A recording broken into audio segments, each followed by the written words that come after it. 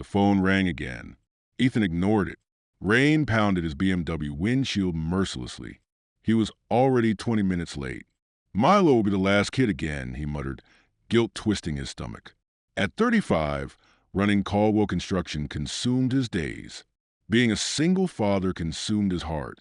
Thunder cracked overhead as he sprinted towards Sunshine Daycare. His Italian leather shoes splashed through puddles. The receptionist was gone. The main room sat empty, except for two small boys in matching yellow raincoats. "Daddy." The dark-haired boy ran toward him. Ethan scooped him up without looking closely. "Sorry, buddy." Big meeting ran late. He grabbed the yellow backpack from the cubby. "Let's get you home before the storm gets worse." The child snuggled against his shoulder quietly. Too quietly. Milo usually chattered nonstop about his day. Maybe he was tired. 20 minutes later, Ethan pulled into his driveway. Street lamps flickered on in the early October darkness. He carried the boy inside, setting him on the kitchen counter. "How about some mac and cheese?" Ethan asked, finally getting a good look at the child's face. Blue eyes stared back at him. Not brown. These were definitely not Milo's eyes. Panic shot through his chest. "What's your name, buddy?" "Levi," the boy whispered. Ethan's hand shook as he reached for his phone. How could he have made such a terrible mistake? What kind of father was he? The daycare number went straight to voicemail. He tried again. Nothing. A frantic female voice echoed from outside his front door. "Milo. Milo, where are you?" Ethan opened the door to find a woman with long brown hair, tears streaming down her face. She wore scrubs underneath a rain-soaked jacket. "You have my son," she said, her voice breaking. "Harper Winslow." She introduced herself moments later, clutching Levi protectively. "I'm a nurse at Memorial Hospital. I got off my shift, and Milo was the only child left." Clara Montgomery, the director, was beside herself. Ethan felt smaller than he had ever felt. "I am so sorry.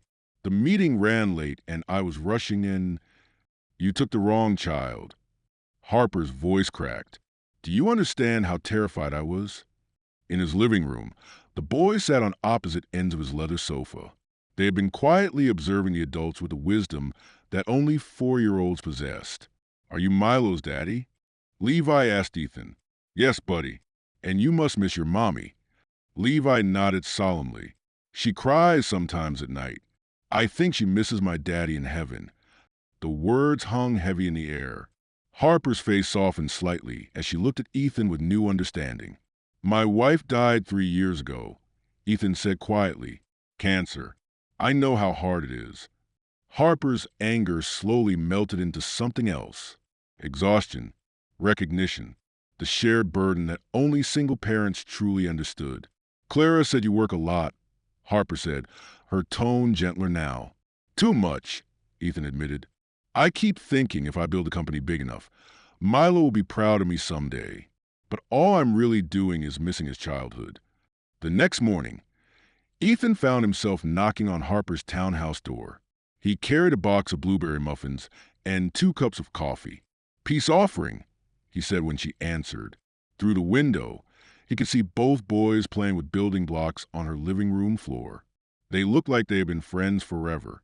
"Levi talked about Milo all night," Harper said, accepting the coffee. Asked when he could see him again. Over the following weeks, something unexpected began to bloom. The boys had formed an instant friendship, leading to regular playdates that neither parent could resist. Ethan learned that Harper worked double shifts to pay for nursing school. She discovered that Ethan had been carrying the weight of grief and responsibility alone for far too long. "Daddy, can Levi come to my soccer game?" Milo asked one Saturday morning. At the game, Ethan watched Harper cheer enthusiastically from the sidelines. She had packed snacks for both boys and remembered to bring extra juice boxes. When Milo scored his first goal, she celebrated as loudly as any proud parent would. "You're really good with him," Ethan told her afterward. "He's a special little boy," Harper replied. "You're raising him well." The words hit Ethan harder than he expected. For 3 years, he had wondered if he was enough, if his love could fill the spaces that Sarah's absence had left behind. One evening, While the boys built elaborate Lego cities in Milo's playroom, Harper and Ethan found themselves talking on his back deck. The October air was crisp, full of the promise of changing seasons. "I used to be so angry," Harper confessed. "Angry that David left us. Angry that I had to do everything alone. Angry that other kids had both parents. And now," Ethan asked, "now I think maybe we're exactly where we're supposed to be."